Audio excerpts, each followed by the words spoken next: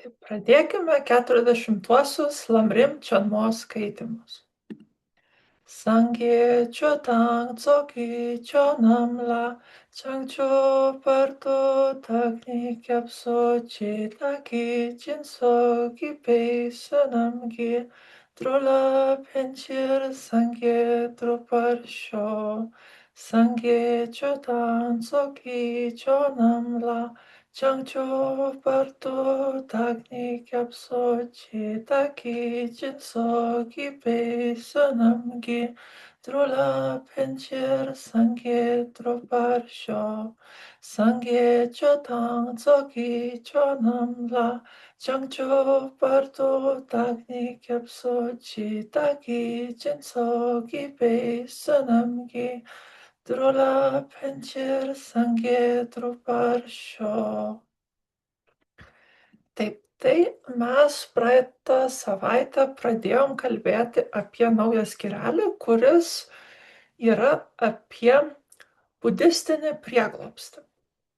Ir budistinis prieglobstis, iš principo šitas skyrelis, jis išdėstomas, čia kaip jau praeitą savaitę pradėjome skaityti, dar smulkesniomis dalimis. Ir konkrečiai galima pažiūrėti šitą struktūrą lentelę, ne lentelę, bet turinį šito skyrelio. Tai iš pat pradžių pasakyta, kad nusakytas prieglobsčio priežastis, kodėl jis reikalingas. Antras dalykas - prieglobsčio objektai. Trečias - kaip priimamas prieglobstis. Ir ketvirta - kai jau priėmus prieglobstį, ką toliau reikėtų daryti. Tai mes perskaitėme priežastį, tą pirmąją dalį, ir po priežasties, tuomet turėtų dabar sekti skaityti mes apie prieglobsčio objektus. Iš principo, man atrodytų, kad neskaitėm apie prieglobsčio objektus, jeigu neklystu, nebent kas nors primintų, bet man regis, kad turėtume čia skaityti. Tai iš principo, prieglobsčio priežastis, kodėl jo reikia apskritai, tai mes jau tikrai labai nemažai apie tai kalbėjom, iš visų pusių skaitėm būtent tą visą problematiką, kurią Tsongkhapa išdėstė apie tai, kad apskritai, kad egzistuoja kančia ir žinoma, mūsų neišvengiamai laukia mirtis ir mirties akivaizdoje, dažniausiai žmonės apima, tiesiog, arba net ne paties ką reiškia akivaizdo, ar visiškai jau prieš mirštant, bet net ir einant miriopių, kad išaiškėja, kad tikrai tai yra, tai tuoj pat nutiks, nors Tsongkhapa, kaip atsimena, toj visoj mirties meditacijos, visoj dalys nuolat pabrėžia, kad iš principo visas mūsų gyvenimas yra kaip tai, kad mes bet kada gali mirti, bet daugelis žmonių taip neatrodo ir tarsi, kai jau tikrai jiems ta mintis išaušta, kad jie tuoj pat mirs, apima didžiausias, apima įvairios emocijos ir nežinoma, ką daryti. Tai iš principo prieglobstis yra atsakas, ką tai daryti. Tai būtent turint mintie šitą neišvengiamą mūsų būklę, prieglobstis yra, kaip galėtume sakyti, vaistas, kuris gali padėti mums spręsti, tiesiog atsakymas į tą visą mirties dilemą ir padedantis ją ir kartu, kas iš tos pačios mirties kyla, būtent kančia ir kitas dalykas yra tą kančią sustabdyti.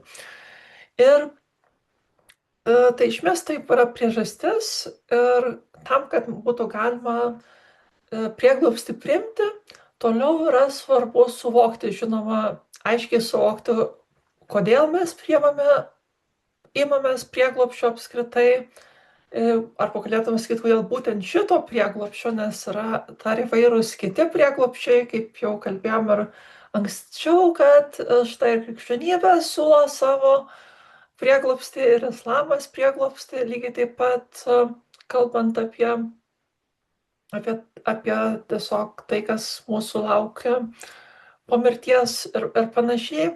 Mm, Tai tarsi reikėtų pakalbėti, kodėl budistinis prieglobstis yra išskirtinis ir žinoma, kas sudaro tą budistinį prieglobstį. Tai būtent tam ir yra skirtas šitas antrasis skyrelis, tai yra prieglobsčio objektai. Tad nieko nedelsdami paskaitykime. Prieglobsčio objektai, kuriais remiamasi, analizuojami dvejopai. Prieglobsčio objektų nustatymu ir priežastimi, dėl kurių jie verti būti prieglobsčiu. Pirma, 150 šlovinimo posmų sakoma, tas, kuriame jokia yda niekaip neglūdi ir tas, kuriame visais atžvilgiais glūdi visos gerosios savybės. Jei tik žmogus turi proto, dera būtent pas jį eiti prieglobsčio, jį šlovinti, gerbti bei laikytis jo mokymų. Kaip čia pasakyta, jei žmogus turi gebėjimą atskirti, kas yra prieglobstis ir kas nėra prieglobstis, dera eiti prieglobsčio pas Budą viešpatį neklystamą prieglobstį. Tuo drauge nurodomos ir dharma bei sanga, brangenybės. Kaip sakoma, 70 posmų apėjimą prieglobsčio, Budo dharma ir sanga yra prieglobstis trokštantiems ir išsilaisvinimo. Taigi labai trumpas šitas paragrafėlis dabar, kurį skaitom, taip iš principo, čia konstatuoti labai paprasti dalykai. Tai žinoma, jau kiekvieną kartą mes pradedam mūsų sesijas nuo to prieglobsčio atlikimo Budai, dharmai ir sangai, tai dabar visą tai truputį detaliau bus kalbama, bet čia vis dar yra labai įžanginiai dalykai pasakomi. Ir pacituojama porą tekstų, kurie taip pat yra garsus Indijoje labai apie prieglobstį 150 šlovinimo posmų. Toks tai giesmė Matar čia taip priskiriama vienas ankstyviausių Budos, sakytume, pagerbimų, kūrinių pagerbiančių Budą ir taip pat 70 posmų apėjimą prieglobsčio. Tai, bet kas iš tiesų pasakyta, tai tas, kad žmogus turintis mąstymą, galintis apsvarstyti, turėtų atskirti, kad būtent budistinis prieglobstis yra geriausias. Ir aišku, tavo to labai abstrakčiai tai skamba. O kodėl geriausias? Nes būtent Buda išsiskiria tuo, kad turi labai daug gerų savybių. Visais atžvilgiais, galima sakyti, Buda yra sukaupęs tų gerų savybių ir taip pat jame nėra jokios ydos.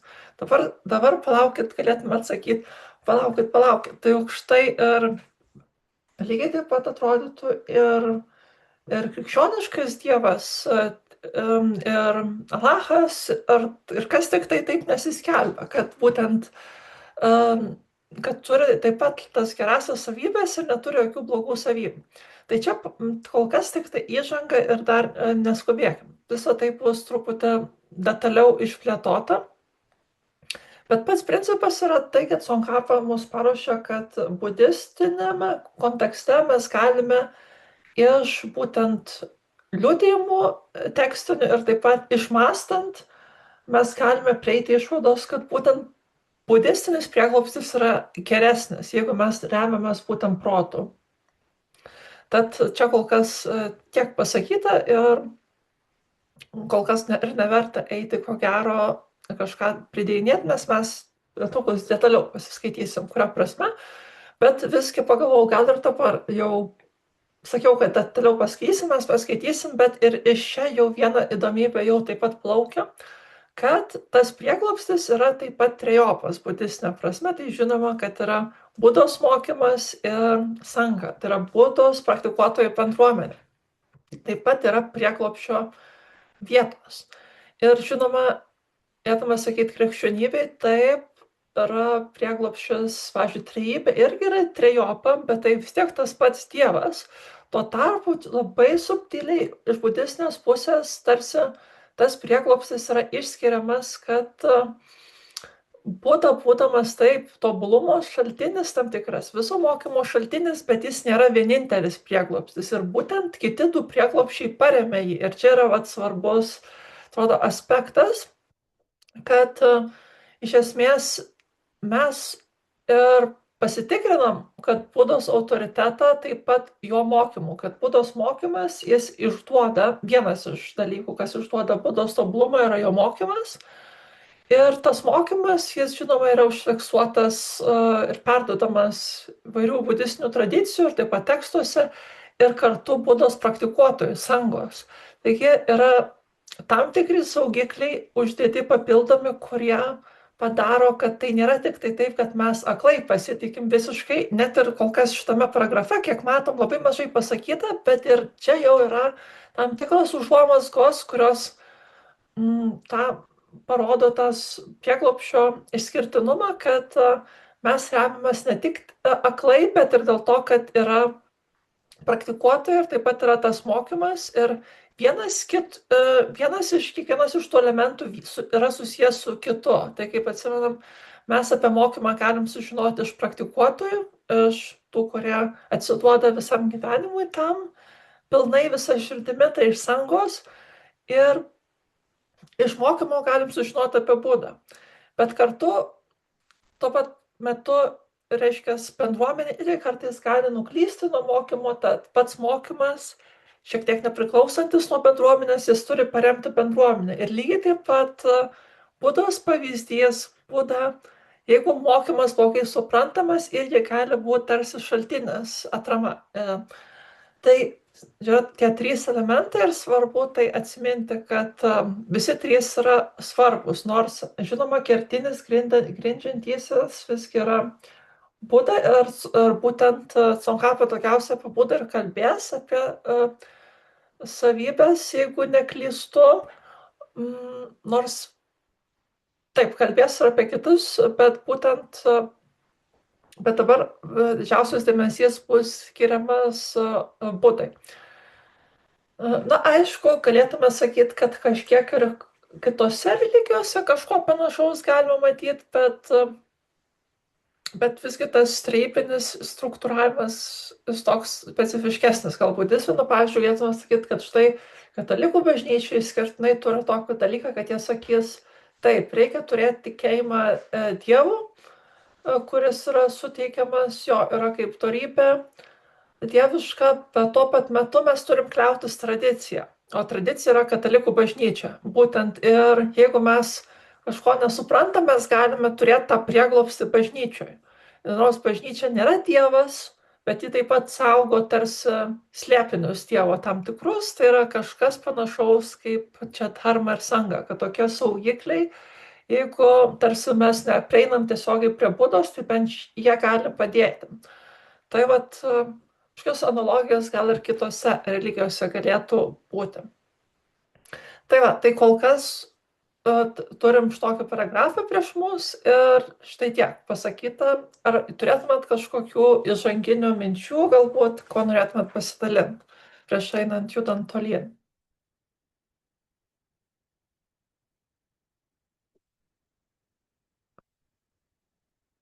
Jeigu nėra, tai tuomet galim skaityti detaliau ir čia būtent šitą skaidriai ir išryškėja žymiai daugiau dalykų. Tad paskaitykime. Priežasčių, dėl kurių Buda vertas būti prieglobsčiu, yra 4. Ir kurio tos priežastys prasideda detaliau. Pirma, jis yra pats visiškai susivaldęs ir pasiekęs bebaimiškumo būvį. Matyti būtų to pasiekęs, negalėtų apsaugoti kitų nuo visų baimių. Tarsi griūvantis, kuris pats remiasi kitų griūvančių.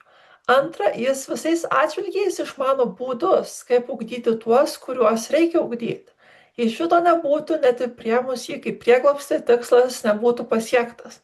Trečia, jis apdovanotas didžiąją atjautą. Jei jos neturėtų, net ir priėmus jį kaip prieglobstį, jis neapsaugotų. Ketvirta, jį džiugina ne materialinės atnašos, bet praktikos atnaša. Jei taip nebūtų, jis žiūrėtų, kas jam anksčiau buvo padaręs gerą ir todėl nebūtų prieglobstis visiems. Trumpai tariant, būti prieglobsčio vertas tas, kuris pats yra išsivadavęs iš visų baimių, išmano būdus išvaduoti kitus iš baimės, visiems artimo ir tolimo skirties reiškia didžiąją atjautą ir rūpinasi visų gerovę nepaisydamas, ar jie jam yra padarę gerą ar ne. Šios savybės būdingos vien Budai, o išvarai arba Dievui ir kiti objektai be Dievo jų neturi. Todėl būtent jis yra prieglobstis. Dėl to ir jo išmokyta dharma bei jo klausytojų sanga yra vertos būti prieglobsčiu. Todėl tvirtai įsitikinus tuo, kas išdėstyta sprendimų rinkinyje ir kepant vienakrypčių protų visiškai trimis brangenybėmis pasikliauti, neįmanoma, kad jos neapsaugotų. Tad reikia iš pačių širdies gelmių išsiugdyti tokį įsitikinimą. Mat tam, kad pats būtum apsaugotas, reikia dviejų priežasčių. Išorinė sąlygos išorinė sąlyga arba priežastį mokytojas jau yra visiškai įgyvendinęs ir jai nieko netrūksta. Tačiau kenčiame todėl, kad mumise dar neatsirado vidinė sąlyga. Protų visiškai pasikliauti prieglobsčiu ir jį priimti kaip savo prieglobstį. Todėl reikia suprasti, kad net neprašomas jis, vedamas didžiosios atjautos, mums padeda ir tai darydamas niekuomet netingi. Šis neprilygstamas puikus prieglobstis yra čia kaip mūsų pačių globėjas. Tai suvokus reikia pasieiti prieglobsčio. Šlovinime to, kuris verta šlovinimo, sakoma, aš esu draugas jūsų neturinčių globėjo. Taip jis skelbia ir didžiosios atjautos vedamas yra tarsi glėbyje apglėbęs visas būtybės. Mokytojau, didžiosios atjautos kupinas, mylintis ir su meile besirūpinantis, uoliai tam atsidavęs ir niekuomet netingintis. Kasgi kitas galėtų tau prilygti? Tu esi visų gyvųjų būtybių globėjas, visų geroji bendra atrama. Kadangi jos nepažįsta tavęs kaip savo globėjo, todėl būtybės nugrimsta. Mokymų, kuriuos teisingai priėmęs net menkiausiasis gali sulaukti pagalbos, šių pagalbą teikiančių mokymų niekas kitas išskyrus tave nepažįsta. Visas išorinės sąlygas ir galias tu jau visiškai įgyvendinai, tačiau stokodami vidinių galių neišmanėliai tebekenčia.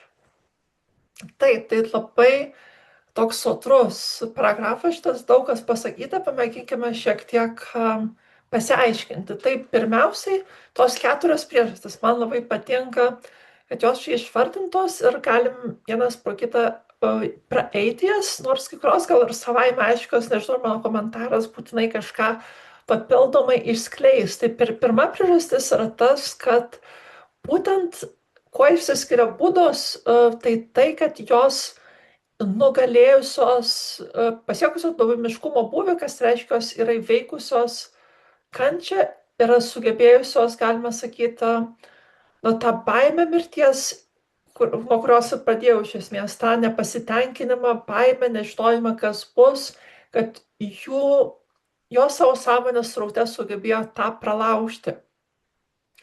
Ir iš principo jos tuo ir skiriasi nuo visų kitų būtybių, kad jos turėjo iš esmės jos turėjo tą baimę, bet jos sugebėjo ją įveikti. Čia, pavyzdžiui, iš karto skirtumas galbūt nuo Dievo, kuris jau dažniausiai iš pat apibrėžimo Dievas yra visagalis, visažinis ir jis neturi tokios patirties, jis neturėjo kančios patirties, tad labai klausimas, ar jis gali suvokti žmonės čia pakankamai, tuo tarpu Buda sugebėjo tą pasiekti. Antra, jis visais atžvilgiais išmano būdus, kaip ugdyti tuos, kuriuos reikia ugdyti, kitaip sakant, jis žino, kaip pamokyti kitus, kad jie irgi galėtų įveikti. Tai yra paprastas dalykas, jeigu tu tą įveiki, tu tą praeiti, tu gali ir kitiems papasakoti, pasidalinti patirtimi savo. Bet ne tik, kad pasidalinti Buda gali tą patirtimį, bet jis ir supranta, ir čia vat įdomesnis momentas, kuris nebūtinai tiesiogiai plaukia iš prieš tai buvusio, bet kad Buda gali įvairiems žmonėms paaiškinti būtent specifiškai jų suprantamų būdu.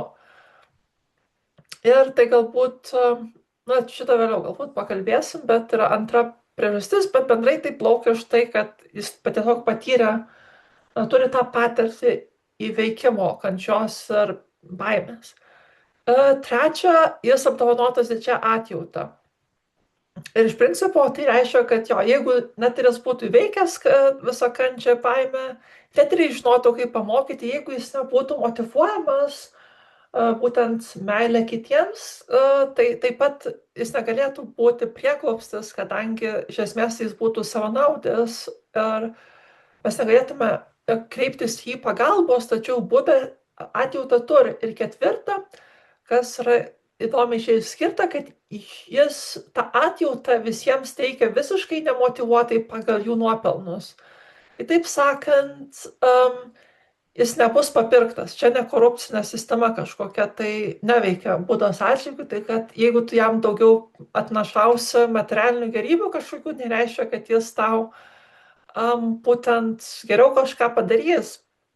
Iš principo Buda visiems nusiteikęs visus mokyti. Dabar klausimas, kodėl žmonių padėtis skiriasi, tai čia netrukus prie to ir prieisim, bet čia yra bendriausia prasme, galima sakyti, kad yra karma kaip toks dalykas ir karmos daiktas yra susijęs, kad mūsų ta padėtis skiriasi, mūsų dėl tos būtent mūsų karmos ir, galėtume sakyti, Buda padaro iš savo pusės maksimaliai viską, ką gali, bet mes esame savo pusėje, mums reikia irgi padaryti tam tikrą veiksmą. Ir čia iš principo tada yra įdomi perskyra tokia padaroma, kad išorinė sąlyga ir vidinė sąlyga, kurią šitas Tsongkhapa padaro. Tai Buda, kaip minėjau, jis iš savo pusės yra pasiruošęs maksimaliai mums padėti, tačiau mums svarbu atliepti tai, ką Buda sako, pirmiausia pasitikint jo, ką jis sako, ir žinoma, atliekant tuos parėdimus, kuriuos jis sako. Tai iš esmės mums reikia tiek mokytis, tiek apmąstyti, tiek, kaip Tsongkhapa sakytų, tiek ir medituoti. Medituoti, skaitant, analitiškai medituoti, apgalvoti visus šitos dalykus, kuriuos mes einam per visą šitą tekstą. Ir kai tai vyks, tai mes bet kuriuo atveju būsim išgelbėti, bet jeigu to nedarom savo pusės, tai tuomet visą tai neveiks. Tai va čia yra atsakymas vienas į Rimą. Kažkurios skaitimus uždavė tą klausimą, kodėl yra, kad Buda taip viską daro, bet mes nesam išlaisvinti. Tai va čia jums yra atsakymas, kad tarsi atsakomybė perkeliama mums. Kad dalis atsakomybės krenta mums. Buda negali tarsi be mūsų valios, bent jau kaip Tsongkhapa, čia originalus Tsongkhapas aiškinimas, mūsų ištraukti. Jis savo padaro, bet mums reikia atliepti jo dalyką. Tai iš principo, kaip aš tuomet sakiau, kad gali būti du aiškinimai, kad jo, pirmas tas, kad arba Dievas, tas prieglobstis nėra absoliučiai visagalis, arba tai, kad tiesiog Buda arba Dievas arba kažkas suteikia galimybę mums veikti autonomiškai kažkaip tai. Tai va šiuo atveju aš sakyčiau, kad čia yra tas daiktas, kad vis tiek būčiau linkus sakyti, kad čia yra tas karminis daiktas, kad iš savo pusės Buda viską padaro, jis absoliučiai pasiekęs tą, ką galime pasiekti, tačiau dėl mūsų jo tų visų specifiškumų, karminės būklės, mes iš principo čia turim sprendimą, kurį mums reikia patiems padaryti. Ir dėl to mes ir galim sakyti, kad skiriasi kiekvieno iš mūsų tiek ir startinė padėtis, tiek ir, galėtume sakyti, tai, kaip mums sekasi šitam visam dvasiniam kely. Ir apskritai gyvenime, jeigu gyvenimas irgi yra pasiekmė mūsų, iš esmės mūsų dvasinių veiksmų, mūsų dorovinių veiksmų. Tai praeitose gyvenimuose ir šiuose. Tai čia tas atsakymas, kurį Tsongkhapa pateikė, taip interpretuočiau bent jį. O toliau, kas būtent dar pasakyta, taip, tai aš praleidau tą vietą, nes jau kaip ir užsiminiau apie išvarą. Išvara reiškia Dievą, paprastai taip vadinama būtent iš Indijos kontekste. Išvara kaip Dievas vadinamas, tas, kuris turi galią. Ir skirtumas tikrai yra iš šios pusės, kad Tsongkhapa, pirmiausia, tas pirmas argumentas, kaip jau minėjau, atskiria gerokai Dievą nuo žmogaus ir taip pat galėtume sakyti ir ketvirtasis dėl aukų, nes kai kuriuose nemažai iš tų indiškų bent jau taip vadinamų mokymų arba religijų, pavartokime, labai buvo svarbu ir tos aukos, ir kas daugiau paaukos, ir dažnai yra būtent Dievas per aukas suvokiamas, kad jis atliepia į aukų kiekį, ypatingai vediniam kontekste, kad tos aukos buvo labai svarbios, jeigu tu jau neaukoji, tuomet Dievas gali siūs bausmę kažkokią ir panašiai, kad yra tarsi tam tikras mechanizmas toks, kad tarp Dievo ir žmogaus, jeigu tu kažko nepadarysi, tai tuomet bus negerai. Yra tarsi toks kauzalinis ryšys manyta, kad egzistavo tarpu, čia vat Sonkapa tą apkeičia ir taip pat tai atliepia ir atjauta svarbus aspektas, nes kaip ir pavyzdžiui Senajame testamente apie Dievą kalbam, kad Dievas gali būti rūstus, jis gali pykti ant žmonių, nelaimę siūsti, taip ir indiškam supratime manyta, kad tėvai irgi gali tiesiog būti, jie turėtas emocijas įvairias ir kartu jie nebūtinai yra nešališki, jie gali, tarsi, jeigu tu jam Dievui kažką gero padarai, tai jis tave globos, o jeigu tu nesi jo sąjungininkas, tai tau šakės. Pavyzdžiui, jeigu tu neaukoji jam, arba tu priemi prieglobstį pas kitą Dievą, tai tas Dievas tau gali siūsti nelaimės ir panašiai kažkokias. Ir tarsi čia Sonkapas sako, nieko panašaus su Buda nėra.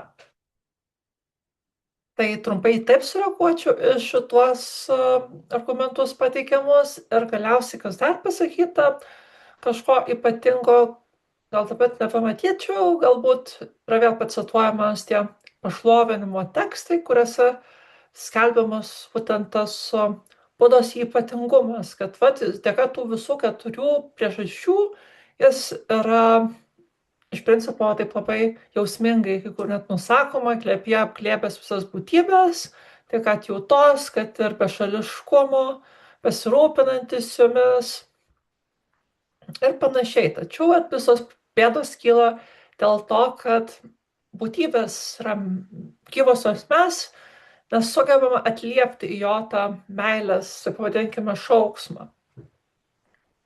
Dėl to ir toliau tebe egzistuoja kančia. Taigi toks būtų, sakyčiau, šito paragrafo pagrindinės mintis tokios. Taip, ką jūs manytumėt, gal turėtumėt kokių įžvalgų?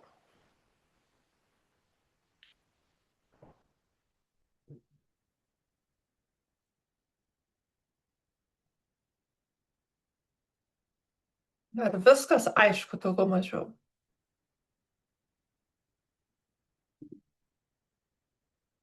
Bandau prakalbinti, ką nors iš jūsų, vis tiek, kad kažkokią mintį išgirst. Kokie įspūdžiai bent jūs klausantis šito, ar kol kas atėjo galvo, ar viskas labai įprasta ir nieko ypatingo. Bet man bet ką įdomu išgirst, kad kažkokią reakciją iš jūsų, jeigu. Man tai gal kol kas nėra labai klausimų, lyg tai viskas ir girdėta, ta prasme. Visos čia gal su Budos savybėmis siejasi ir gal taip jo išdėstyta, gal ilgesnė forma, bet man pasirodė, kad kaip ir viskas taip lyg tai ir suprantama ir girdėta. Ačiū Aidai labai, kaip Tautvydai. Ar skirtumas nuo hinduistų būtų tas, kad iš tikrųjų hinduistai turi labai daug turbūt tų dievų, kiek atsimenu iš studentų esu girdėjęs, ir tas keršto dievų veikimas, jeigu tu jų negarbini, turbūt hinduistiniai tradicijų skirtingai nei budistiniai galioja, ko gero, ne?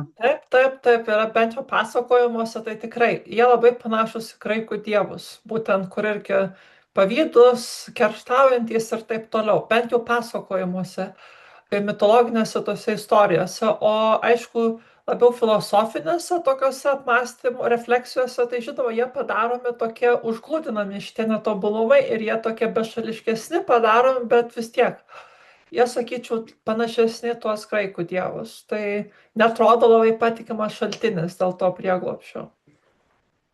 Na ir dar, pavyzdžiui, jie taip pat turi savitus žmonės, kuo remia. Pavyzdžiui, Šiva laikomas, kad jis ypatingai myli tuos, kurie yra asketai.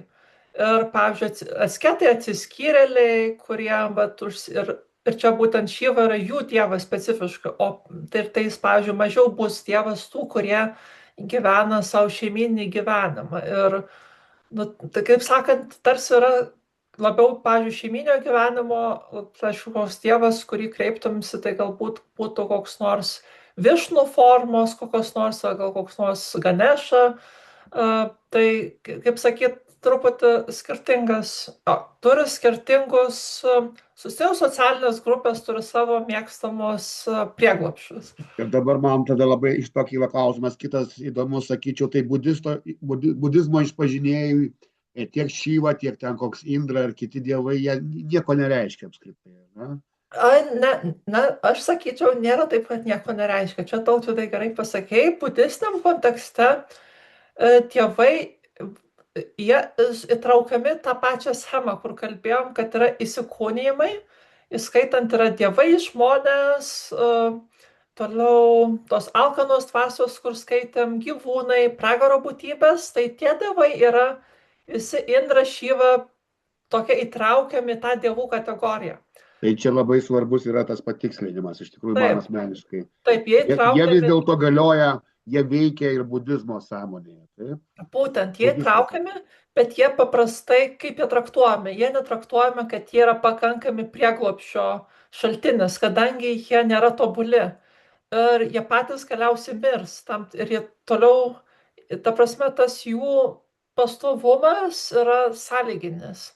Tai, kad mes, va čia įdomus galbūt tas aspektas, kad tokia bendriausia prasme galima sakyti, kad tai, ką mes laikom dabar Dievu iš budistinės perspektyvos, jis gali nusiristi iki pragaro būtybės. Tai traktuojam kažką, tai va čia yra, tai jo tas statusas nėra pastovus. Tai yra daugiau atspindys mūsų laikotarpio, kad vat, bet jis yra pajungtas tam pačiai karmos ir samsaros sistemai. Ir dar kitas dalykas, kai kuriuose tradicijose, netradicijose, bet, pavyzdžiui, tantrui budistiniai ypatingai pabrėžiama, kad dievai daugelis yra labiau saugotojai, tokie, kurie Budą bando apsaugoti, arba Budas, ir jie yra kaip sargai. Tai pavyzdžiui, jeigu būtų išdėstyta yra mandalos daromos, piešiamos, tai tose mandalose gali būti tam tikrose tantrinėse mandalose, jos vaizduoja visatą, būtent suvokiama tam tikros perdavos. Tai dievai gali būti piešiami kaip pakraščiuose esantis sargai. Ir tai va, tai tiek, bet jie nėra, ta prasme, jų funkcija jau galim suprasti, jie nėra šaltinis, bet jie tiesiog į tokią žemesnę funkciją pastatomi. Ir čia yra labai įdomu, sakykime, nes turbūt tos knygos religijos nepripažintų tų pagoniškų dievų iš viso turbūt, ar ne? Graikiškieji tie dievai jau būtų tarsi neegzistuojantis. Aš manyčiau, arba islamo išpažinėjų, pavyzdžiui. Taip? O čia įdomu, aš manyčiau, kad vis tiek jie galėtų būti į tą dievų kategoriją įtraukiami tiesiog. Nes čia reikėtų pažiūrėti, pavyzdžiui, Kinijai įdomi yra, kad gali būtent tam tikrose šventyklose būti traukiami ir reiškia, Kristus ir Alachas gali būti traukiami tarp dievų tiesiog ir pavyzdžiui, statulėlės jau gali būti irgi, bet jie bus tokie tiesiog kaip vieni iš dievų esančių tame visoje samsaros kontekste.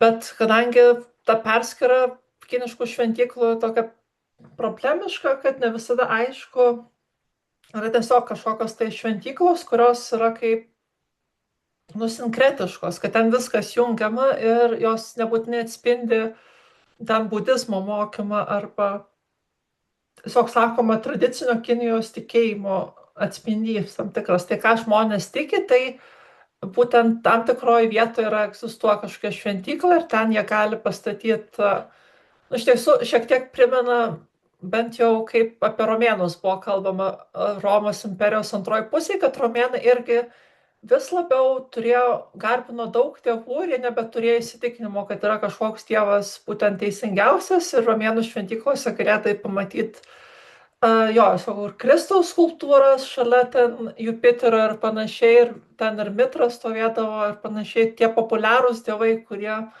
tam tikrose regionuose būdavo, tai arba, pavyzdžiui, galiausiai Panteonas, pati tas garsi šventykla, tai yra visų dievų namas. Tai irgi paliudija tą romėnų būtent polinkį į sinkretizmą. Tai kažkas tokio ir tam tikrose, pavyzdžiui, Kinijoje irgi egzistuoja.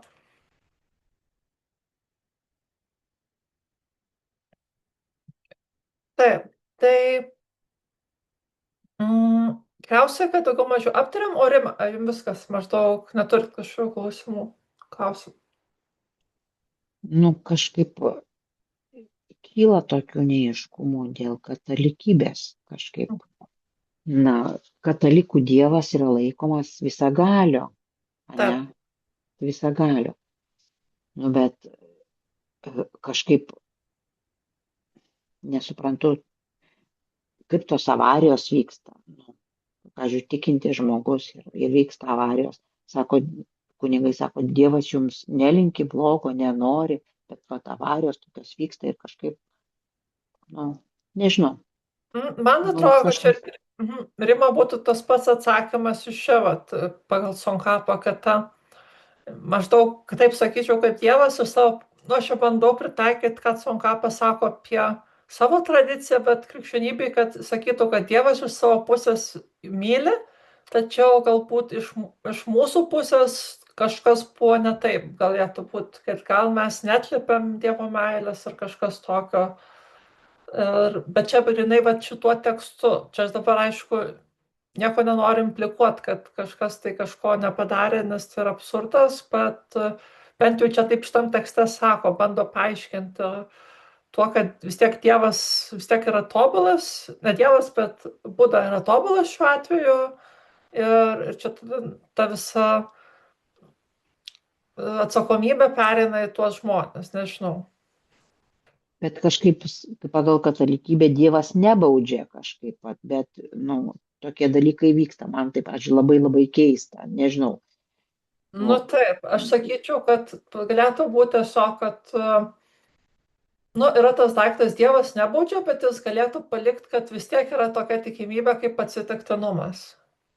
Kad gali kažkas atsitikti ir čia nėra, kad Dievas baudžia, bet tiesiog yra tokie dėsniai ir tiek. Tai pavyzdžiui, ir mūsų kažkokia atsakomybė yra, bet kažkoks gali būti atsitiktinumo dalykas, kad kažkas įvykti ne taip, kaip mes manom. Nes pagal tikimybę galėtų ten, nežinau, čia vėl plytą ant galvos užkristi ir maža tikimybė, bet jį gali atsitikti ir Dievas nenori, kad jį nukristų, bet tiesiog, kadangi tokie dėsniai yra, kad gali dalykai kartais įvykti nebūtinai taip, kaip planuojama, tai ir gali atsitikti kažkas negero. Ir ta bus sakoma, kad čia tiesiog tokia pasaulio sistema, kurią sukūrė Dievas, bet Dievas nieko nenorėjo blogo. Ačiū labai. Taip, tai tarsi galima bandyti pateisinti vis tiek tą Dievo visažinystę arba Budos visažinystę, gerumą ir panašiai. Taip, tai dabar perskaitome objektus ir prieglobsčio ir priežastis, kodėl būtent reikėtų rinktis Budos mokymą ir sangą prieglobsčiu. Dabar paskaitykime, kaip einama prieglobsčio. Tai kaip einama prieglobsčio sprendimų rinkinyje aiškinama ketveriopą. Tai sprendimų rinkinys, tai vėlgi čia, turėkit minty, yra tas labai didelis toks tekstas, vadinasi jogos praktikuotojų lygmenis, kuris yra sanskrito kalba originaliai, bet išverstas tibetiečių kalba ir vienas iš dalių to teksto yra vadinasi rinkinys sprendimų arba dar galima sakyti, kaip čia geriau išversti, iš tikrųjų sprendimų. Tai yra to teksto dalis tam tikra ir čia Tsongkhapa remiasi dabar tuo tekstu. Ir iš esmės, jei pastebėjot, visai daug jo remiasi tuo tekstu. Tai pažįstant gerąsias savybės, pažįstant skirtumus, įsipareigojant ir nepripažįstant kitų prieglobsčių. Dabar pirma, einant prieglobsčio pažinus gerąsias savybės, reikia atminti prieglobsčio gerąsias savybės. Jos skirstomos į 3 – Budos, dharmos ir sangos gerąsias savybės. Pirmoji dalis, tai yra Budos gerosios savybės, savo ruoštų skirstomos į 4 dalis, į 4 grupės. Pirma, Budos kūno gerosios savybės, tai jo ženklų ir puikiųjų požymių atminimas. Apie jas šlovinime palyginimai sakome, tavo kūnas išpuoštas didžiaisiais ženklais, gražus ir akimis tarytum nektaras. lyg giedras rudens dangus, nusėtas žvaigždžių spiečiais. Išminčiau, tavo aukso spalvos kūnas, tyliai apgaubtas Dharmos rūmų, primena auksinio kalno viršūnę, apjuostą vakaro debesų. Globėjau, nors tavęs nepuošia jokie papuošalai, iš tavo veido sklinda toks spindesys, kokio neturi nė pilnaties mėnulis giedrame debesų neužstotame danguje. Tavo veido lotusą ir saulėje skleistusi lotusą išvydusi bitė nebežinotų, kurį rinktis ir pakibtų ant abejonės siūlo. Tavo aukso spalvos veide skaičiai švietė balti dantys, lyg tyri rudens mėnesienos spinduliai, nušvietę auksinio kalno tarpeklius. Vertasis pagarbos, tavo dešinioji ranka papuošta rato ženklų, teikia atgaivą nuo samsaros susigandusiems žmonėms. Išminčiau, kai žengi, tavo dvi šlovingos lotusams prilygstančios pėdos, tarytum išrašo žemę lotusais. Kokia graži ji tampa. Taip reikia atminti šias Budos kūno gerąsias savybės. Taip, pabandykime pasiaiškinti, kas čia vyksta. Tai pradedame nuo to, kad bus kalbama tiesiog, kokiu būdu tas prieglobstis yra atliekamas ir pirmiausiai prieglobstį atliekant reikia, žinoma, padaryti tam tikrus dalykus ir dažniausiai jie yra daromi pirmiausia mūsų protą. Tai pats pirmas dalykas, kuris turi būti daromas, tai reikia pažinti gerąsias savybės. Tai yra tiek Budos, tiek atpažinti, suvokti Budos mokymo ir sangos, Budos bendruomenės, praktikuotojų. Ir pirmiausia, čia ir kalbama mūsų tekste apie Budos gerąsias savybės. Bet dar kartą, kaip čia sakoma, pažinti jas iš esmės neužtenka tik tai perskaityti jas, bet jas reikia nuolat atminti. Neužtenka tik išgirsti apie jas, reikia nuolat jas reflektuoti. Ir čia yra tas Tsongkhapos metodas. Galima sakyti, tai yra irgi meditacija tam tikra, ta analitinė, kad mes atsimenam tas savybės ir galvoju nuolat jas, skaitome sakyti, perbėgame per tas savybės ir kartu bandome sukelti savyje vaizdinį, kaip Buda turėtų atrodyti ir kartu tas vaizdinys ir ta mūsų atliekama praktika turi mus sujudinti, kažkaip taip sukelti. Tai yra visa tos analitinės meditacijos bendrai, visų formų analitinės meditacijos, kurios yra mokomos būtent Lamrim tekste tikslas yra. Ir dabar ir tos, kaip jau 4 yra rūšis Budos savybių, bet pradedama nuo pirmosios rūšies arba grupės savybių, kurios yra Budos kūno savybės. Kitos Budos savybės yra Budos kalbos savybės, Budos proto savybės ir Budos veikimo savybės yra likusios dar 3. Ir apie tas toliau bus kalbama, bet dabar apie kūną. Ir tradiciškai čia labai įdomu, kad galime detaliau arba smulkiau apie Budos kūną kalbėti, bet bandoma tarsi perteikti Budos asmenį per visus šitos tokius aspektus ir kūnas yra tradiciškai nuo jo pradedama. Ir galėtume atklausti, kodėl tas kūnas svarbus čia labai, man atrodo, labai tas svarbu iš tos pusės, kad būtent vaizdinis aspektas kūnas, jis iš karto, jis sudaro tą tarsi artimumo, tokio leidžia mums pajusti artimumą, nes ta būtybė, kuri neturi kūno, ji viską yra tolima. Ir Buda kaip iš esmės būdamas žmogus, žmogaus formai pasiekęs nubudimą, jis tą kūną turi ir kartu tos kūno savybės išryškinamos per šitą pusę, kad jis turi tas kūno savybės, bet taip pat dar svarbu, kad iš esmės dažniausiai yra išryškinamos tos savybės, kad Budos kūnas yra ypatingai išskirtinis ir galėtume sakyti labai pozityviai nusakomos. Jos ir tradiciškai sakoma yra 32 ženklai, pagrindiniai požymiai Budos kūno ir ten, jeigu neklystu, 80 yra tų šalutinių požymių. Tai ir pagal tuos požymius, kai yra vardinami tradiciškai, įvairiose budistinėse tradicijose žmonės yra skatinami įsivaizduoti Budą ir jeigu jį įsivaizduoja, tuomet tu gali geriau suvokti labiau jis tampa artimesnis ir kartu tu labiau priartėjai tarsi prie jo. Nes tos savybės padeda įsivaizduoti, bet kartu reikia suprasti, kad kai kurios iš tų savybių aprašymų dažnai metaforiškai pateikiamos ir ypatingai Tsongkhapa šitam tekste ir daugiau metaforiškai ir kalba apie Budos kūną šiuo atveju. Bet svarbu, iš esmės, bandysime tas metaforas, ar nežinau, ar čia taip galima sakyti, ar metonimijas, truputį pasiaiškinti, kas čia turi mintyje. Tai dėl Tsongkhapa naudojasi tekstu, kuriame yra tos savybės išsakomos tais palyginimais. Jo, palyginimai, galbūt tikslas būtų ne metafora, ne metonimija. Ir iš principo palygina pirmiausia, kad tavo kūnas išpuoštas didžiaisiais ženklais ir jis yra iš karto gražus akims, tarytum nektaras. Pirmas palyginimas, kuris yra čia pateikiamas, tai ta žodis nektaras, tai diuci iš esmės, čia reiškia tokio,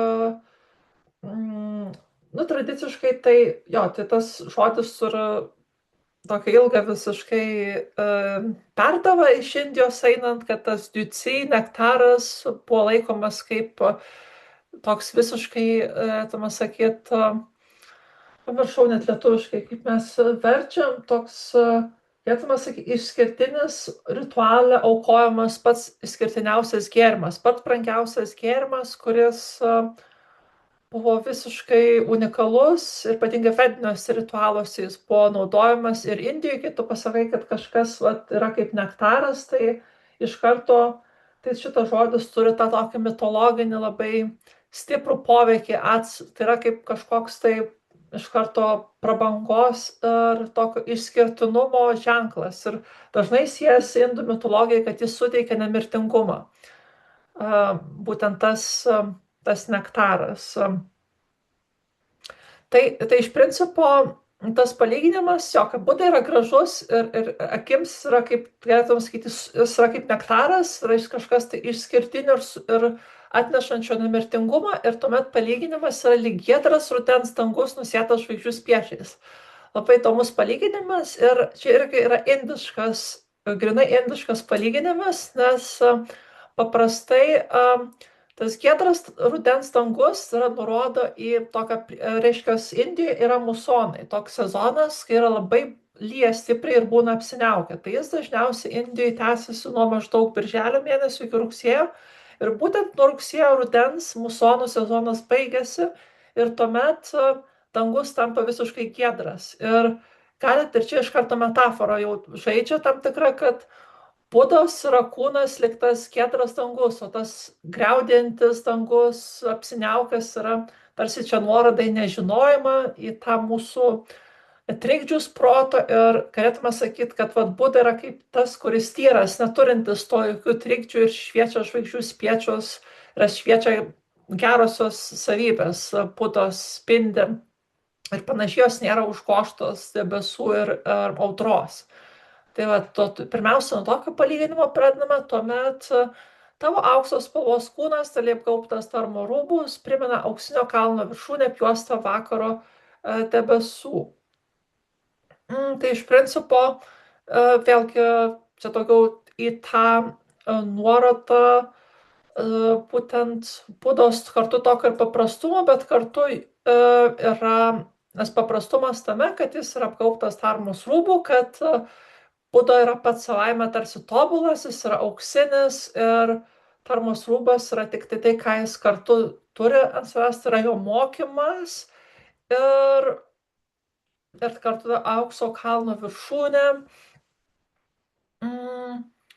Apjuosto vakaro debesų, šitą suabejau, kaip paaiškinti, galvoju, kad šitą žinau, bet dabar iškilo abejonė, reikės pagalvoti, gal per tą laiką. Bet tolesnis pasakymas, tavęs nepuošia jokie papuošalai, tavęs sklinda toks spindesys, kokio neturi nepilnatis giedrame debesų neužstotam danguje, tai yra visai išskirtinis tuo aspektu, kad, pavyzdžiui, mėnulis yra pagrindinis būtent grožio žodį, jeigu tu pasakai žodį pilnaties mėnulis, tai yra iš esmės grožio talonas, laikomas kaip gamtos neturintis jokių atitikmenų ir nuo Indijos iki būtent ir ypatingai kinų poezijoje tas mėnulis, reiškia, pilnaties, tai yra tas kažkas tai tokio nepralenkiamo. Tai jeigu, pavyzdžiui, Buda yra toks paprastas ir iš esmės jo nepuošia jokie papuošalai, bet iš jo veido sklindi pilnatis, spindesys, kokio net aukščiausio grožio talonas mėnulio pilnatis neturi, tai kažką pasako vėlgi apie Budos išskirtinumą. Toliau yra tavo veido lotusą ir saulėje skleidusi lotusą išvydusią bitę nebežinotų, kurį rinktis ir pakibtų ant abejonės siūlo. Tai labai gražus palyginimas, man jis patinka tuo, kad Budos veidas sulyginamas su lotusu, kad jis toks panašus į lotusą, o lotusas, kaip žinom, pati svarbiausia, gražiausia, kvapniausia gėlė budistams. Ir net bitė iš esmės nebeatskiria, kas yra iš tikrųjų lotusas. Ar Budos veidas lotusas, ar tas augalas lotusas, kad bitė nėra aišku. Tai vėlgi pasako Budos tą išskirtinumą, kad reiškia, kad jis, galėtume sakyti, susilieja su tą aplinką netgi kartu, bet čia iš esmės tas palyginimas vėlgi jo to tobulumo, nes tiek lotusas to tobulumo turi tą reikšmę, tiek ir tas mėnulis reikšmę. O galiausiai tas auksinio kalno viršūnė galbūt irgi turi kažką viršūnę bendrai, vis tiek simbolizuoja kažkokį tai aukštumą ir kalno viršūnės tradiciškai yra vis tiek dievų buveinės, tai gal irgi kažką tokio galėtume reiškia, paaiškinti tuo. Tavo aukso spalvos veide skaičiai švyti balti dantys, lyg tyri rudens mėnesienos spinduliai nušvietę auksinio kalno tarpeklius. Švyti balti dantys, tai jo, iš principo čia dabar kažko papildomai neturėčiau, čia kaip ir tęsiamas iš esmės tas auksinė spalva kaip išskirtinė jo ir šviečiantis balti dantys, tai kaip sakytume, šviečia galbūt, čia jau truputį interpretuoju šitą vietą, galbūt galėtume sakyti Budos mokymas, čia jis tampa tarsi nušviečia visą ką, bet aš to irgi nesu tikra, bet toliau tu sekantis gan aiškesnė mano manimu, tai yra vertasis pagarbos tavo dešinioji ranka papuošta rato ženklų teikia atgaivą nuo samsaros išsigandusiems žmonėms. Tai tradiciškai rato ženklas, kuris yra ant rankos, yra simbolizuojanti, kad Buda teikia mokymą. Ir kartu bendrai ratas yra tas Budos mokymo ženklas, kad Buda tarsi jis, ką daro, jis suko ratą. Rato sukimas yra, kad jis teikia mokymą, kuris padeda būtybėms išsivaduoti. Ir dar kitaip Buda gali būti vaizduojamas kaip ratas, net nereikia vaizduoti kaip žmogaus, jį galima kaip ratu pavaizduoti ir tai jau savaime nurodo į Budą. Ir lygiai taip pat ir toliau sekantis dalykas pėdos. Tai yra lotusams prilygstančios pėdos, išrašo žemę lotusais. Tai Budos pėdos taip pat nurodo, tiesiog pėdos nurodo į Budą, bet čia yra, ar gali sakyti pėdsakai, tiesiog gali sakyti pėdsakas arba pėda yra nuoroda į visą Budą. Ir čia jau nuoroda į indišką supratimą, kuris persiduoda ir budistinę kultūrą bendrai, kad pėdos yra šiaip labai įdomiai, tarsi mes suvokiame, kad prie būtent mokytojų pirmiausia prieiname, tai netiesiogiai prie viso kūno prieiname, kadangi mokytojai yra labai išskirtiniai. Iš principo, ir visas kūnas jų turi hierarchinę tą sandarą. Tai mes galime, kaip būdama, čia tarsi toks supratimas daugelio hinduistų yra, tarsi prie pėdo galime prieiti, nes mes aukščiau nesam verti, kad galėtume prie viso tos būtybės, kaip tos mens prieiti. Ir čia tas, sakau, tikrai įdomus tas supratimas, nes netgi indiškam supratime kiekviena kūno dalis net žymi skirtingą socialinį statusą. Tai pėdos yra pats žemiausias bendrai statusas, sakoma, tai tarsi atsispindi per tą pusę, kad mes visuomet dėl to lenkiamės ne mokytojams apskritai, bet dažniausiai prie mokytojų pėdų lenkiamės. Tai tarsi parodant mūsų ir tą nuolankumą, bet taip pat ir mūsų tą nuolankumą, nusižeminimą. Tai kartu Lotų pėdos apskritai yra nuoroda į visą mokytoją, galėtume sakyti, ir kartu bendriausia prasme mokytos yra ir Buda, tai ir nuoroda į jį. Bet tik tai tiek, kad jo pėdos tokios ypatingos, kad jos yra kaip lotusai. Tai vėlgi, lotuso tas reikšmė čia pasireiškia. Taip, tai ir tiek iš esmės tų savybių čia Tsongkhapa ir pasako, jų galima būtų žymiai daugiau išvardinti, bet kaip jau jis pasirinko tą tokį gražesnį tų savybių išvardinimą, palyginimais. Ir kažkiek tų palyginimų aš čia pabandžiau išskleisti, nepilnai, tikrai dar čia būtų galima gerokai daugiau pasakyti kažką, bet gal jūs turėtumėt kokių minčių? Aš atsiprašau, man kilo tokia ne mintis, bet aš neatliepsiu į dabartinį jūsų perskaitytą straipsnelį, bet man kilo tokia mintis, kažkaip, Žemė yra ta vieta, kur žmonės atgimsta tam, kad galutinis tikslas pasiekti nubudimą. Ir tai gal reikštų, kad gimsta žmonės su gera karma, kad tos sielos, ar kaip čia, kad žmonės gimsta su geros karmos, turintis gerą karmą atgimsta Žemėje. Ar ne? Bet tai kaip atsiranda tokių žmonių, kaip Putinas, kaip, pavyzdžiui, ten Talibanas, ar ten, kur kaip pragare, kad atsiranda yra tos būtybės, kurios kankina sielas, taip, kad Žemėje yra tokie, kurie kankina, žmonės. Kaip atsiranda, o atrodo, gimsta su gera karma Žemėje, kad pasiekti, kad pasiekti galutinį tikslą nubudimą. Čia gerai klausia, tai skaičiu dvi priežastis, tai du paaiškinimai. Tai pirmas paaiškinimas, kad kaip jau ten buvo nusakyta poeta, kad aišku, neabejotinai, pradedant nuo to, kaip Rima teisingai sakot, kad jeigu jau gimsti žmogumi, tai jau yra labai didelis išskirtinumas iš budistinės pusės, tai čia visiška tiesa. Tačiau, nepaisant to, kad jau gimsti žmogum, vis tiek tu gali gimti žmogum, bet tavo ta padėtis gali labai nevienota būti. Vis tiek yra didžiulė diferenciacija net ir tarp žmonių. Tai ir tą mes matom. Tiesiog, aišku, kasdienybė ir ta diferenciacija nurodo jų skirtingą kažkokį tai tą karminę sąskaitą, taip metaforiškai galima pasakyti.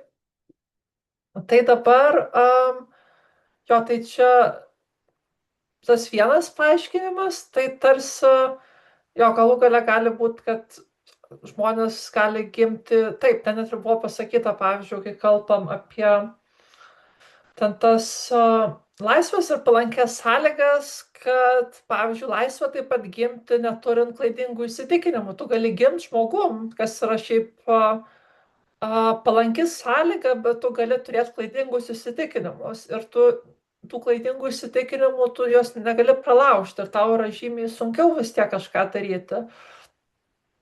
Tai žodžiu, yra sudėtingumas net ir žmogumų gimstant ir kad reiškia, turi atliepti visas tas laisvės ir palankės sąlygas, kur yra 8 laisvės tos ir 10 palankių sąlygų. Ir gali kažkokių trūkti ir kai jeigu trūksta, tuomet žymiai sunkiau yra. Pavyzdžiui, vėlgi koks Putinas, aš spekuliuoju visiškai, bet galbūt jos neturi turi klaidingus įsitikinimus ir tu nieko nepadarysi. Labai sunku pralaužti, o toliau prisideda kokie nors, kad, pavyzdžiui, Budos mokymo prieinamumas jam galbūt buvo sunkesnis, jis gimė tokioje vietoje, kur jo nelabai buvo, nors Rusijai bendrai lyginant su kitomis kraštomis visai neblogas, bet vis tiek nepakankamas, ar gal galima sakyti, gal jo ir juslės yra neveikia, nefunkcionuoja visiškai taip, kaip yra antroje nes neturi laisvės tinkamai funkcionuojančių juslių, būtų galima aiškinti. Tai yra, kad jam pasaulis kažkaip iškreiptai matosi. Ir nors jis žmogus, bet vis tiek. Tai čia vienas iš paaiškinimų galėtų būti. O antras iš paaiškinimų yra bendras laiko dvasia. Ir čia vat, laiko dvasia yra budistiškai aiškinama, kaip atsimenam, tom tais periodais, kad yra ten iš pradžių auksinis laikotarpis, po to ten sidabrinis ir galiausiai eina prie nuosmukio laikotarpio. Ir mes tradiciškai įvairios religijos šiaip turi šitą aiškinimo schemą, gyvenam tame nuosmukio laikotarpyje. Ir tas nuosmukio laikotarpis sukuria tą bendrą foną, tokį neigiamą, kad žmonės labiau, jie labiau linkę, visi žmonės, ne tik tie, kurie turi kažkokius trūkumus savyje, bet ir bendras fonas yra, pavyzdžiui, kad labiau yra vertinamos materialinės gerybės, išoriniai kažkokie pasiekimai ir taip toliau.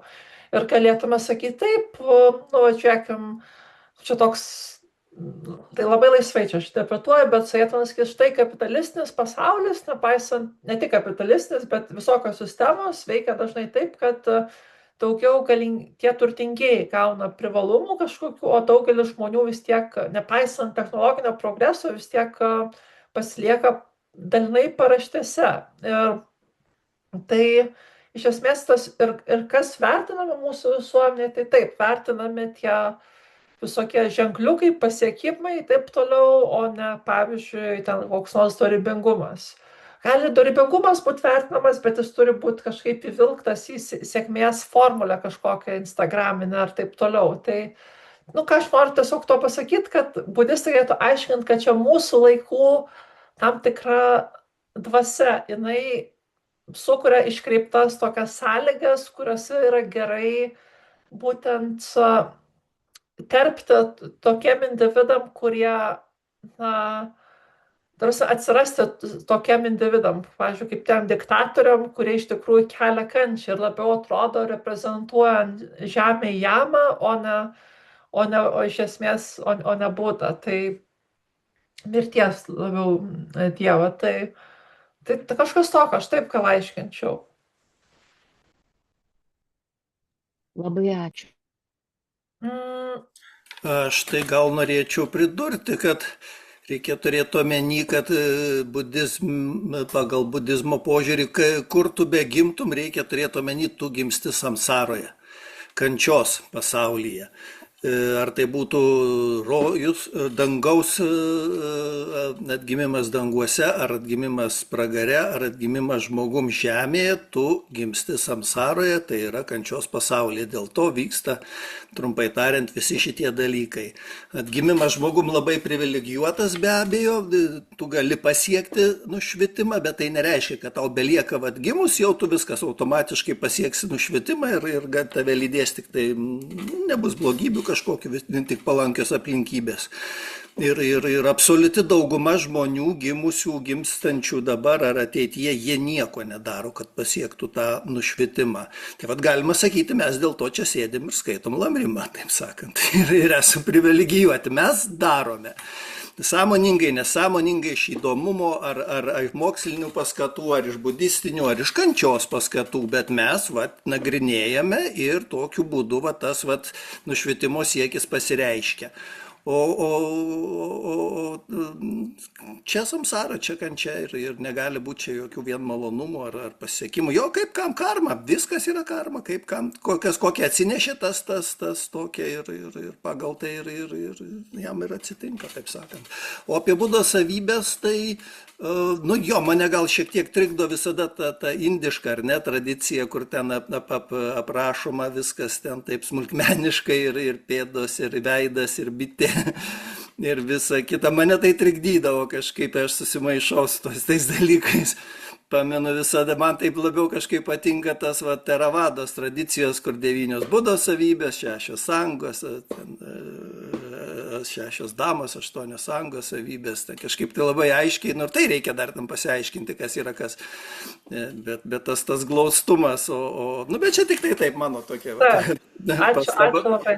Bet iš kitos pusės visai gal ir dabar aš taip klausausi ir įdomu šiaip jau ir ta tokia poetiškumas tarsi tas atsiranda ir tas kažkoks tai estetinis gal dar momentas, taip sakant. Taip įdomu tikrai. O kapai ir svarbus tas estetinis momentas, nes kaip atsimenam, sukelt kažkokią tai emociją. Ir emocija čia yra tas teigiamas dalykas, kas gali mūsų protą išjudinti. Tai jeigu mūsų išjudina baimę, reikia, pavyzdžiui, kaip pragaro vaistinus, mums reikia sukelt baimę, tai būdai mes turime sukelt kažkokį tai pasitenkinimą, kad sukelt estetinį pasigrožėjimą kažkokį. Ir jeigu Buda yra tas toks objektas, tai tuomet mus labiau trauks natūraliau. Tai čia yra tokia kaip strategija, galėtume sakyti, nu, taip poetiškai, estetiškai patraukliai pateikti Budą. Tai pavyzdžiui, per kūną. Aha, ačiū jo, čia toks geras rezumė buvo jūsų, jo, labai ačiū tėja. Aha. Taip, tai jo, tai iš principo Aida labai pritariu už tą pagrindinę mintį, kad jo, pagal apibrėžimą samsara yra kančios vieta, tad čia irgi yra labai svarbus, nu, tas argumentas, ką Aidas pasakė, kad apskritai išvengti kančios, nu, neįmanoma. Tarsi gimus samsarai, jinai vis tiek bus kažkokiu pavidalu, tik tai kiek jos bus priklauso, nu, minėjau, nuo tų dar kitų priežasčių, kaip aš bandžiau aiškinti, bet tas buvo sutinku labai. O Tautvydai, ar tau nekyla kažkokių minčių, gal netum Jo, savo? tarsi kilo, bet dabar aš nežinau, gal turėjau pradžioj labiau klausti.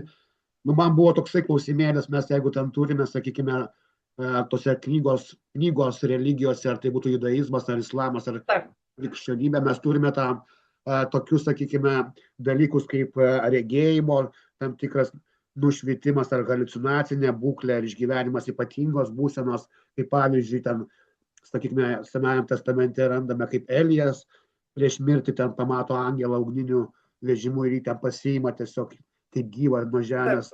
Ar sakykime, Saulius tampantis Paulių, keliaujantis Kristų pamatantis ir jis klausia, kuo vadis, kur eini tarsi, ar ne? Ar Kazimieras abiejų tautų respublikoje taip pat yra, kur ten patyręs tos Marijos berods regėjimus, ar ne?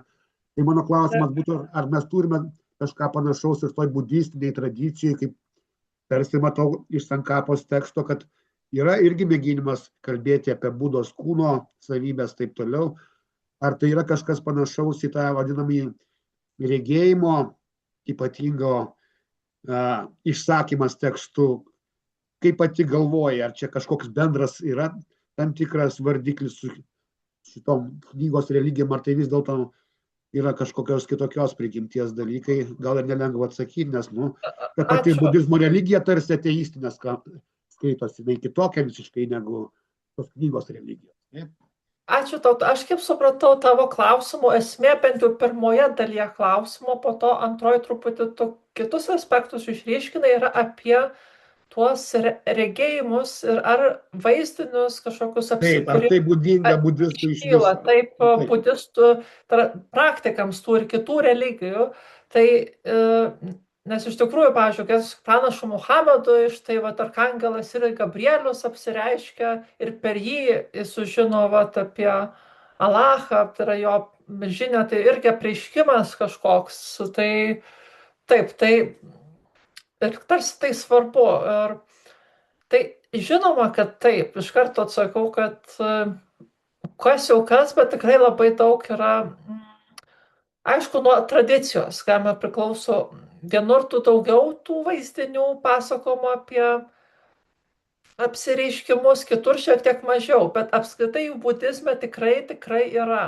Ir, ta prasme, ir ypatingai daug jų yra Mahajanai. Čia vėl galbūt Theravadui šiek tiek mažiau to, čia vėlgi Aidas yra daugiausiai galbūt Theravada čia iš mūsų žino, tai Mahajanui yra pilna istorijų, kuriuose iš esmės pasakojama, kaip kažkoks tai mokytojas kažką tai suprato grinai, kai jam įvyko kažkoks tai vizija kažkokia, arba susapnavo kažką. Tai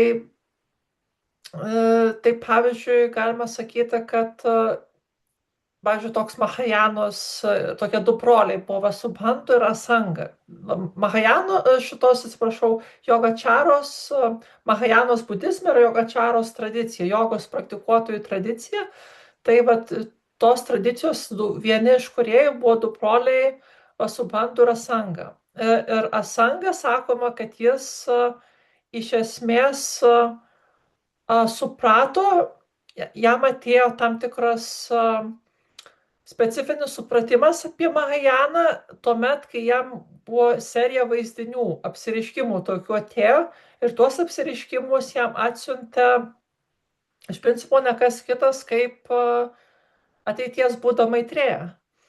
Ir kartu Maitrėja net sakoma, per tuos apsireiškimus Asangai padiktavo, čia net padiktavo, nelabai aišku, bet tiesiog jis idėjas pateikė tam tikrų netgi mokymų, kuriuos po to Asanga užrašė, arba būtent kažkaip tai suformulavo, ir tradiciškai laikoma ten yra Asangai perduoti Maitrėjos tekstai, tai kaip pavyzdys. O Tibete pilna tokių vaizdinių pasakojimų apie tai, kaip kažkoks tai mokytojas susapnavo kažką, tai ir čia yra vos ne tiesiog neišvengiamas dalykas visose biografijose visų mokytojų būtinai bus pranašingi sapnai kažkokie, tai ar ženklai skaitom, bet ženklai nebūtinai yra vizijos, bet beveik visur yra, labai labai daug to yra. Tai ten, pavyzdžiui, kažkoks vienuolynas įkuriamas grinai po to, kai sapnas yra, pavyzdžiui, planuojama įkurti vienuolyną ir žmonės ten specialiai tam tikroje vietoje, tarkim, sapnuoja ir po to atsikelia ir bando iššifruoti ženklus kažkokius, kurie tuomet leistų pasakyti, kurioje vietoje ten vienuolyną statyti, arba kokiu laiku statyti ir taip toliau. Arba, pavyzdžiui, netgi Dalai Lama dalinai yra renkamas irgi atsiremiant prie to, yra toks ežeras Tibete, prie kurio iš esmės yra vykstama. Nebūtinai renka Dalai Lama, iš tikrųjų priemant svarbius sprendimus. Vyksta, yra orakulai, tradiciškai, istoriškai. Aišku, dabar Dalai Lama gyvena Indijoje, ne Tibete, bet būtent vykdami prie to ežero, jie apsistodavo, kur čia orakulas apsistodavo ir tuomet atsibūdęs kitą rytą sapnuodavo, tai prasme, jis pasižymėdavo, ką sapnavęs ir bandydavo interpretuoti tuomet. Ir pagal tas interpretacijas būdavo priimami sprendimai, tam tikri pasiūlymai, nes sakoma, kad tas ežeras yra būtent ne kas kitas kaip dievybės tam tikros gyvenamoji vieta, ir ta dievybė, grinai su ja gali komunikuoti prie to ežero būtent sapnų metu. Tai tuomet jinai gali žinią perduoti. Tai įskaitant ir matau prie to ežero taip pat buvo vienas iš, ta prasme, daug faktorių lėmė, bet kad kurią kryptį taip pat irgi ne tik šitas dalykas, bet įskaitant ir tų sapnų aiškinimai prie to ežero svarbaus deivės yra priimami, kai būtent ateities Dalai Lamų, ta prasme, istoriškai Dalai Lamų įsikūnijame taip pat. Tai čia kaip pavyzdys, kad ir tokių istorijų pilna būtų galima sakyti, kur tai yra svarbu. Tai tiek ir tibetietiškoje tradicijoje, bet tiek ir apskritai Mahajanos mokyme. Tai ačiū labai už atsakymą. Taip, tai dabar... Taip, tai tikriausiai, kad galime dar paimti kitą paragrafą ir perskaitykime jį. Dar turime 13 minučių ir, manau, galėsime spėti ir aptarti kartu ir padiskutuoti. Tai kalbant apie Budos kalbos gerąsias savybės, net jeigu visos pasaulyje esančios gyvosios būtybės vienu metu kiekviena užduotų vis kitokį klausimą, Buda per vieną akimirką visus juos apriektų savo išmintimi ir vienu pasakymu atsakytų į visus klausimus, o kiekviena būtybė jo atsakymą suprastų savo pačios kalba. Reikia apmąstyti, koks nepaprastas yra toks jo kalbėjimo būdas.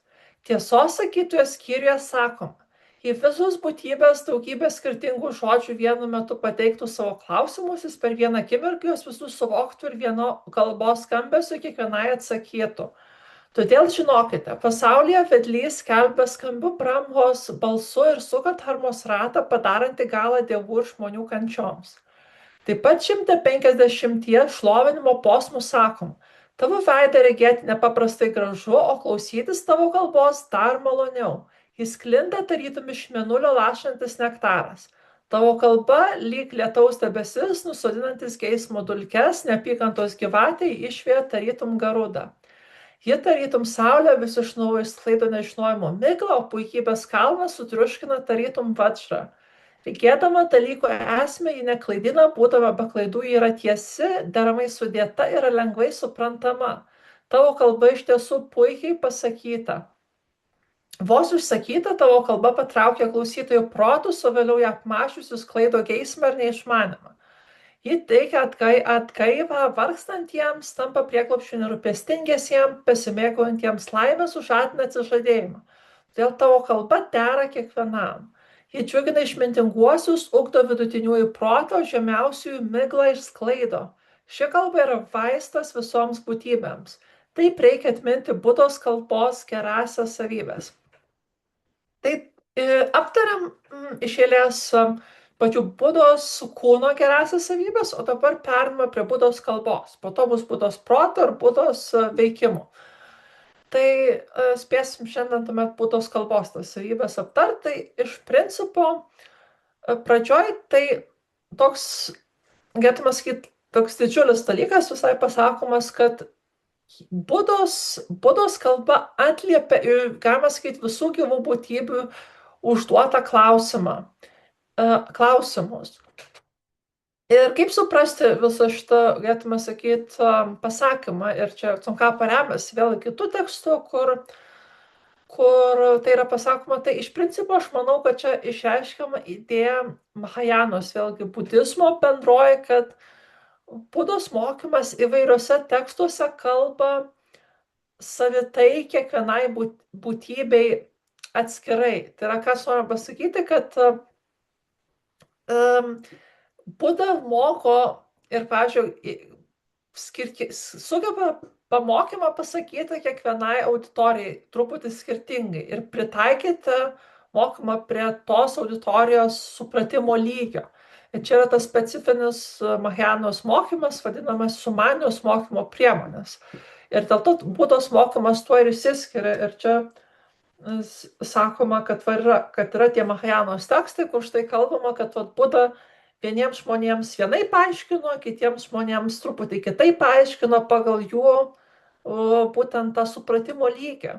Ir čia išsiskiria, bet labai išsiskiria, kas daro Buda, iš esmės Buda, tai yra ne tik tai, kad jis nubudo, kaip buvo sakoma, bet jis sugeba kitam pamokyti pagal jo grynai tą pamokymą duoti pagal jo lygį.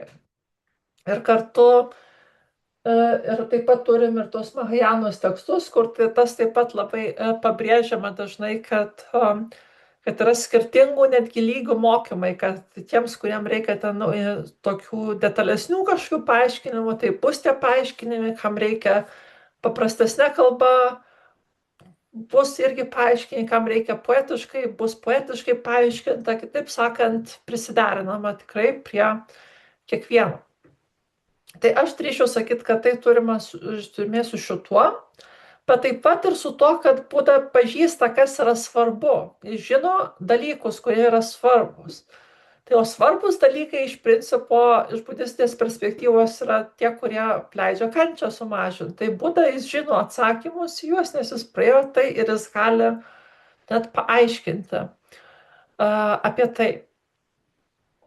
Dabar, kas dar papildomai čia pasakyta be šitos pradinės minties, yra vėlgi tam tikrų, vėl gražių poetinių palyginimų.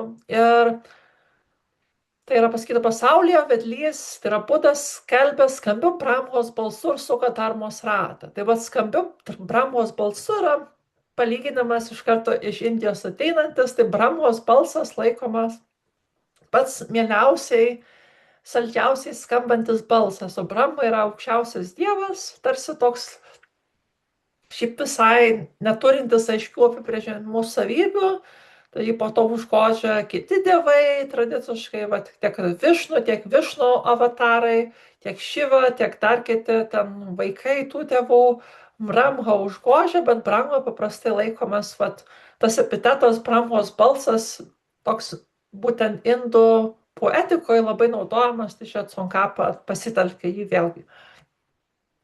Ir po to vienam iš tų tekstų, kur Buda yra šlovinamas, čia vat gražus perėjimas padaromas. Tavo veidą regėti nepaprastai gražu, o klausyti tavo kalbos dar maloniau. Tai kalbėjom, reiškia, apie Budos kūno savybės, ką tik tai apie Budos veidą ir taip toliau. Ir iš karto padaromas tas perėjimas, kad va dabar jau nebe apie kūną kalbam, o dabar apie kalbą perinam, apie kalbą, reiškia, apie garsą, Budos tą garsinę raišką kalbėti. Ir vėlgi palyginimas, ji tarytum iš mėnulio lašantis nektaras. Tai jau kalbėjau, nektaras irgi sakiau, kad turi tą išskirtinį tiek mėnulis, tiek nektaras. Tai yra tie du žodžiai, kurie žymi kažkokią tai pačią tokio labiausiai, vienas yra pats gražiausias nektaras, tai yra tai, kas labiausiai geidžiamo ir tokio prabangaus ir tik dievams rezervuoto. Tai nuo to gražiausiojo varva ta kalba kaip koks nektaras, labai vėl poetiškai gražiai pasakyta. O toliau yra vėl gražus, labai sąlyginai poetiški nusakymai, ką Budos ta kalba daro, o ji būtent nusodina geismo dulkes. Lietaus debesis su geismo dulkes, tačiau lietaus jau debesis pasitelkiami pozityvia prasme. Jeigu ten matėm, kad Buda yra kaip tas giedras rudens dangus po musonų, o čia dabar tie musonai pozityviai pasitelkiami, kad jie iki musonų Indijai baisiai karšta ir nešvaru, dulkės visur ir iki šių laikų tas vis dar yra, kad būtent visi laukia tų musonų, kad atsigaivintų ir tuomet tas dulkės Budos lietus tarsi nusodina. Tai čia geismo dulkės mumise numalšina Budos mokymas. Po to neapykantą arba pyktį, kurią simbolizuoja gyvatė, išveria tarsi garudą. O garuda yra mitologinis toks irgi paukštas, sakoma, kad kurių dievai to garudą naudojasi indų, bet čia svarbu, kad tas paukštis jis gyvatę būtent gali įveikti. Ir po to tartum saulė sklaido nežinojimo miglą. Ir tarsi tai pirmi buvo geismas, pyktis ir po to neišmanimas. Trečioji iš tų neigiamų ydų, o ketvirta yra puikybė yda. Tai trys yra didžiausios puikybė, ten ir dar kitos yra papildomos. Tai yra sutriuškina taip pat Budos kalba tarsi vadžra, tarsi deimantas tą kalną puikybės taip pat perskelia. Gražus tokia poetiniai palyginimai, o po to einama apie pačią kalbą, kad ta kalba reginti esmę, tai jinai atspindi taip, kaip dalykai yra, jinai yra be klaidų, tai reiškia, nėra kažko tai trūkstančio toj kalboj, tai jinai tikrovę perduoda ir jinai teisingai ją perteikia, ir trečia, jinai yra lengvai suprantama, dar kitas privalumas. Ir galiausiai vos užsakyta, jinai patraukia mus ir patraukia vėlgi dėka jos tos lengvo suprantamumo tikriausiai, tarsi nektaras varvantis nuo grožio idealo mėnulio pilnaties. Ir taip pat jį atliepia vėl kiekvieną pagal jo būtent specifiškumą. Kažkam vargstančiuosius atliepia tiem, kuriems nerūpestingiesiams, o kažkam tai, kurie kaip tik samsaros malonumai susižavėję, irgi atliepia tuos. Tai, kaip sakyt, tinka visiems. Pagal net ir matom didžiųjų motivacijos, atsimenam, 3 tipų motivacijos žmonės. Mažieji, vidutiniai ir didžiausiai. Dabar mes skaitom apskritai apie mažiausią motivaciją, bet čia tarsi pasakoma, kad Budos kalba tinka visiems, visi suras kažką tai ir gero pasisems pagal savo supratimą. Tarsi vaistas visiems tinkantis. Ir taip reikėtų, tokiamis savybėmis reikėtų įsivaizduoti būtent Budos kalbą. Taip, tai tuo ir baigiame šitas skyrelis ir po to pereiname kalbėti apie Budos protą. Bet apie protą mes neskaitysime šiandien, nes jau mūsų būtent skaitimų sesijos laikas jau baigėsi, bet mes laisvai galime aptarti tai, ką mes perskaitėme ką tik. Aš norėčiau paklausti, Prašau. ar Dalai Lama galėtų būti pavyzdys, ką dabar perskaitėm šitam straipsnelyje. Jo Dalai Lamos kalba, Budos kalba, ar atitiktų? Mhm. Pavyzdys. Jo, geras klausimas, Rima, ačiū labai. Tai čia apsakomas Budos, taip ir daugelis iš esmės tibetiečių Dalai Lamai, daugelis, pabrėžiu, ne visi, bet absoliučiai daugelis jį įsivaizduoja kaip tam tikrą Budos vietininką žemėje, būkime atvirai ir sakytume. Sakykim taip, paprastai sakoma, kad Dalai Lama yra kartu ir Dalai Lamos asmuo yra konkrečiai bodhisattva Avalokiteshvara, kuris yra atjautos bodhisattva.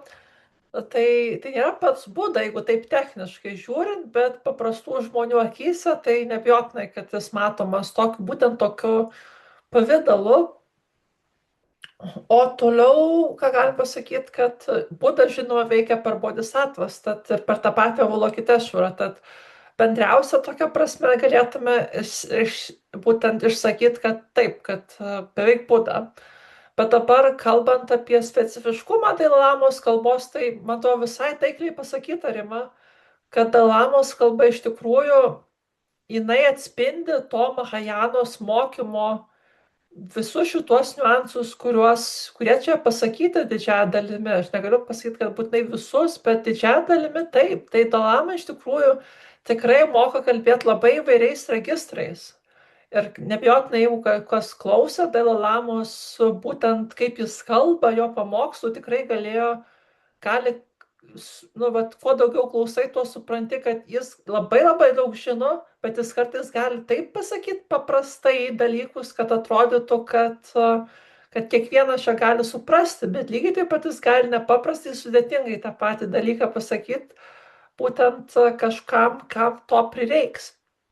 Bet dažniausiai visgi jis tą tokį paprastesnį registrą yra įvaldęs kalbėti ir tikrai tas yra svarbu. Kitas dalykas yra tas humoro jausmas Dalai Lamos, būtent 14 dabartinio, labai specifiškas, kad tai irgi sukuria artimumą su žmonėm, labai mėgsta juokauti, labai mėgsta per pamokslus įterpti daug juokų. Ir dažnai tie juokai tokie gali būti ir suprantami paprastiems žmonėms, visiškai buitiniai juokai. Ir tai irgi labai toks specifiškumas, nes kai kurie lamos labai bando įmantriai kalbėti ir bijo juokauti, bet Lama gal čia prigimtinė savybė ir tai jo charizmatiškumą tam tikrą sukuria aplink jo asmenį, kad jis gali juokų nuleisti kažkokią situaciją. Ir tas žmonėms paprastai labai patinka. Tai bet kartu tai perduoda žinią, svarbu, kad žmonėms jis patinka, bet tuo pat metu ir budizmo žinias sklinda, tai tarsi atliepia tą gražios kalbos specifiškumą, galėčiau sakyti. Gal tokia tik specifika, kad kai kas kritikuoja Dalai Lamą, kaip kritikuoja, ne kad kritikuoja, bet kad, jeigu čia sakoma, kad kiekviena kalba gali atsakyti, kad Dalai Lamos tarsi kalbų mokėjimo lygiai galbūt nėra patys solidžiausi. Bet čia kita tema būtų, kad pavyzdžiui, yra lamų, kurie tik ten labai daug kalbų moka ir gali sakyti, Dalai Lama nepasižymi, ten labai dideliu poliglotiškumu specifiškai. Bet jau kiek aš žinau, iš esmės be tibetiečių kalbos savaime suprantama ir savo gimtosios dialekto, taip kinų moka kažkiek tai ir žinoma, anglų kažkiek tai moka, bet vėlgi ta kalba nėra tokia jau nepriekaištinga, kaip galėtų atrodyti, turint mintyje tiek daugybės metų, kiek nuo kada jis jos mokosi, turėjo galimybės mokytis ir taip toliau. Bet čia yra kitas aspektas visai ir apskritai, kaip minėjau, dažniausiai tai joks netrūkumas, o dar net privalumas, nes prieš tai tos pasakytos Dalai Lamos savybės žymiai labiau patrauklesnės ir atliepiančios žmonėm. Ačiū. Taip, tai ar dar būtų kažkokių pamastymų apie Budos kalbos gerąsias savybės, privalumus, ypatų? Aidai, Tautvidai, ar turit kažką pridėti? Gal šiandien užteks iš mano pusės, ačiū. Gerai, puiku. Taip, aš irgi sutinku, turbūt jau neturėsiu ką pridurti. Taip, tai tuomet labai ačiū Jums už Jūsų laiką ir kad galėjome paskaityti šiandien toliau Lavrim Čelmo tekstą ir susitikime tuomet kitą savaitę ir skaitysime toliau. Skaitysime ir kalbėsime apie Budos proto geras savybės, Budos veikimo geras savybės ir toliau tęsime tą mūsų skyrių skaitomą apie prieglobstį. Tai ačiū Jums labai ir Ačiū iki labai, kitos iki. savaitės.